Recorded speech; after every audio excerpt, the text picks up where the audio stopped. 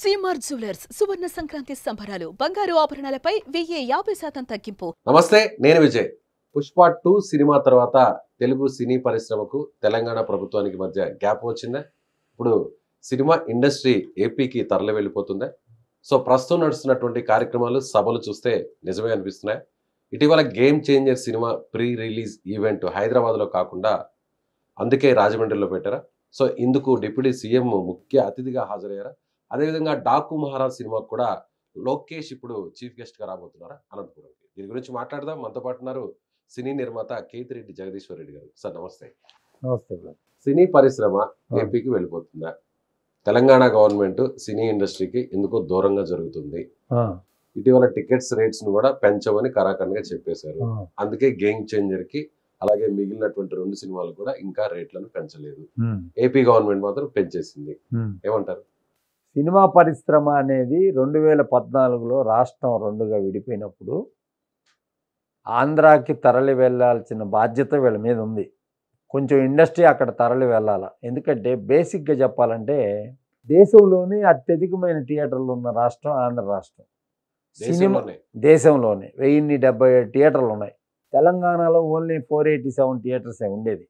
ఉన్నా ఇక్కడ మల్టీప్లెక్స్లు ఉన్నాయి కాబట్టి హైదరాబాద్ సిటీ కొంచెం కలెక్షన్ల పరంగా ఎక్కువ ఉంటుంది కాబట్టి సో మెనీ షోస్ వేస్తారు కాబట్టి మల్టీప్లెక్స్లు అంటే సో మెనీ షోస్ వేసుకునే వెసులుబాటు ఉంది కాబట్టి దానివల్ల ఇప్పుడు రెవెన్యూ పరంగా అంతకుముందు 40% ఉన్న రెవెన్యూ డివిజన్ ఆఫ్ తెలుగు సినిమాకి ఇప్పుడు 40% ఉన్న రెవెన్యూ కాస్త తెలంగాణ 50% అయింది. ఆంధ్ర సేమ్ 60% అదేవిధంగా ఉన్నది, కొనసాగుతుంది. ఇప్పుడు 2014లో విడిపోయిన తర్వాత అప్పట్లో ఉన్న రాష్ట్ర ప్రభుత్వం దీని గురించి పెద్ద పట్టించుకొని అప్పుడే వీళ్ళకి కొంచెం మీరు రావాలా, కంపల్సరీ రూరు, మీ సినిమా రిలీజ్ కావాలంటే ఇక్కడ రిలీజ్ కావాలంటే ఖచ్చితంగా మీ సినిమా రిలీజ్ కావాలా అని అంటే మా రాష్ట్రంలో ఇంత శాతం షూటింగ్ చేయాలా అని చెప్పి రూల్స్ పెట్టి అక్కడికి వీళ్ళందరినీ పికప్ చేసి ఉండాలి. ఎప్పుడైతే చలనచిత్ర పరిశ్రమ మద్రాసు నుంచి కొంతవరకు రానప్పుడు ఏం చేశారంటే ఇదే విధమైన కండిషన్లు పెట్టారు. ఇక్కడ ఆఫీస్ ఉండాలా, ఇక్కడ ఆఫీస్ ఉండాలా, ఇక్కడే తెలుగు సినిమా సెన్సార్ జరగాలంటే ఇక్కడ ఆఫీస్ కంపల్సరీ ఉండాలని రూల్ పెట్టారు అనమాట. ఇక్కడ ఆఫీస్ కానీ ఇతరత్ర అన్నీ కూడా. ఈరోజు ఇంత అర్ధంతరంగా మీరు అడిగినట్టు ఇంత అర్ధంతరంగా ఎందుకు వీళ్ళు సినిమా వాళ్ళు ఇట్లా అని అంటే దీనికి ఏంటంటే దీని వెనకాల ఒక సుదీర్ఘమైన కథ ఉంది. 2014 నుంచి వీళ్ళు రావటంలే. 2019లో రాష్ట్ర ముఖ్యమంత్రి జగన్మోహన్ రెడ్డి వచ్చినప్పుడు ఈ సినిమా టికెట్ రేట్లు వాటి మీద నియంత్రించడం జరిగింది. ఆయన ఏం చేశాడంటే జీవో 30 అని ఒక దాన్ని తీసుకొచ్చి ఆ జీవో 30లో ఉన్న ప్రధానమైన అంశాలు ఏం చెప్తాయంటే ఆంధ్రప్రదేశ్లో ఖచ్చితంగా 20% షూటింగ్ తీయాలా. అదేవిధంగా ఆంధ్రప్రదేశ్ సినిమా బడ్జెట్ 100 కోట్లు ఉండాలా. హీరోయిన్ డైరెక్టర్ రెమ్యునరేషన్ కాకుండా ఉండాలా. 100 కోట్లు నువ్వు ఖర్చు పెట్టి ఉండాలా. హీరోలకి ఇప్పుడు మనం కాస్ట్ ఆఫ్ ప్రొడక్షన్ ఎక్కువైంది అని అంటున్నాం కదా, అది హీరోలకే 70% వచ్చి టెక్నీషియన్లకి హీరోలకి వెళ్ళిపోతుంది. మొత్తం సినిమా బడ్జెట్లో 70% వాళ్ళకి వెళ్ళిపోతుంది. మిగతా 30%లో సినిమా తీస్తున్నారు. కాబట్టి ఏంటంటే ఆంధ్రప్రదేశ్ ప్రభుత్వము అప్పుడు చిరంజీవి గారు వీళ్ళందరూ పోయి డిస్కషన్ చేసినప్పుడు ఈ జీవోని తీసుకురావడం జరిగింది. చంద్రబాబు నాయుడు గారు స్టేట్మెంట్ ఇచ్చారు. ఏమిచ్చారు? చంద్రబాబు నాయుడు గారు సినిమా వాళ్ళని మేము ఆహ్వానిస్తాము అమరావతి డెవలప్ అయిన తర్వాత అన్నారు. ముఖ్యంగా వచ్చి సాంకేతికతని నేర్పించేదానికి స్కిల్ డెవలప్మెంట్ సెంటర్ అనేది ఫస్ట్ పెట్టాలి. దానికి ఒక కోర్సు లాగా పెట్టాలి. Director course, acting course, camera course, makeup course, cinema పరిశ్రమలో ఉండే 24 క్రాఫ్ట్లకు సంబంధించిన నైపుణ్యతని అక్కడున్న నిరుద్యోగ యువతకు కల్పించాలి. ఫస్ట్ కల్పించి స్కిల్ డెవలప్మెంట్ సెంటర్ల ద్వారా వీటి ద్వారా సర్టిఫికేట్లు ఇచ్చి గవర్నమెంట్ అక్కడ షూటింగ్లు తీసుకునే దానికి విధి విధానాలన్నీ చేయాల్సినంత అవసరం ఉంటుంది. రూల్స్ అండ్ రెగ్యులేషన్ చేయాలి. చేసినప్పుడే అక్కడ పరిశ్రమ ఉంటుంది. కేవలం ఇప్పుడు ఏదో ఊరికి రేట్లు పెంచేస్తున్నారా అనేది కాదు. ఇక్కడ ఉన్న ఆర్టిస్టులు కానీ అందరు ధర్మం ఏంటంటే ధర్మంగా అందరు కూడా తెలుగు రాష్ట్రంలో కూడా షూటింగ్ చేయాల్సిన బాధ్యత వీళ్ళ పైన ఉంది. షూటింగ్ చేస్తే కూడా కొంత ఖర్చు పెడతారు. హోటల్స్ ఫుల్ అవుతాయి. లోకల్ నిరుద్యోగులు వస్తుంది. ఇవన్నీ కూడా ఎందుకంటే అక్కడి నుంచి మీరు కలెక్షన్లు తీసుకుంటున్నారు. మీరేమో ఇక్కడ ఉంటున్నారు చల్లంగా, ఇక్కడ వచ్చి ఇక్కడ చలనచిత్ర పరిశ్రమను అభివృద్ధి చేసే దిశగా ఆ రోజు మీకు చాలా తక్కువ ధరకి ఇచ్చారనమాట ఫిలిం నగర్ సొసైటీలో అయితే ఏమి.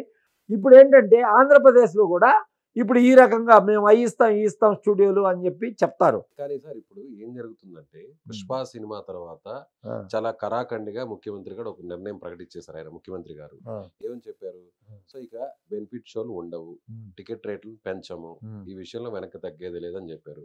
మళ్ళీ మీ ఇండస్ట్రీకి సంబంధించిన పెద్దలందరూ కూడా కలిశారు, యాక్టర్స్, హీరోస్, టెక్నికల్ కి సంబంధించిన డైరెక్టర్స్, ప్రొడ్యూసర్స్ అందరు కలిశారు. అయినా కూడా ఎక్కడా కూడా ఆయన టికెట్ల విషయం ప్రస్తావన రాలేదు. హైదరాబాద్ ని ఒక ప్రపంచ స్థాయి సినిమాకు ఒక కేంద్రంగా మార్చాలి అనేది ఆ ప్రధానంగా జరిగిన డిస్కషన్ అన్నారు.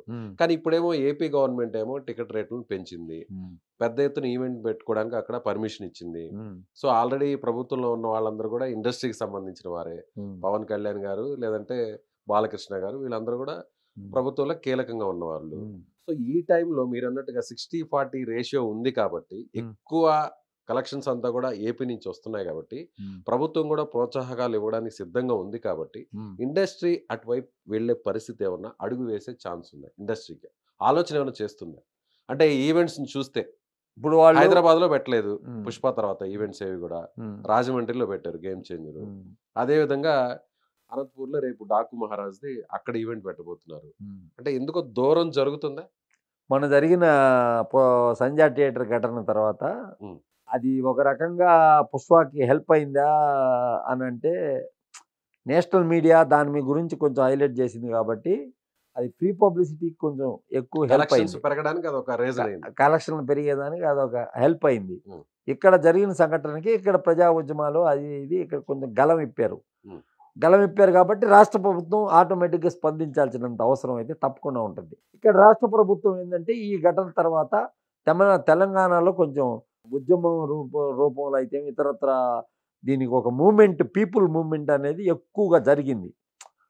ప్రభుత్వ బాధ్యతగా ఇంకా ఎటువంటి రేట్లు పెంచే వ్యవహారాలు ఉండవు, ఏముండవు అని చెప్పారు.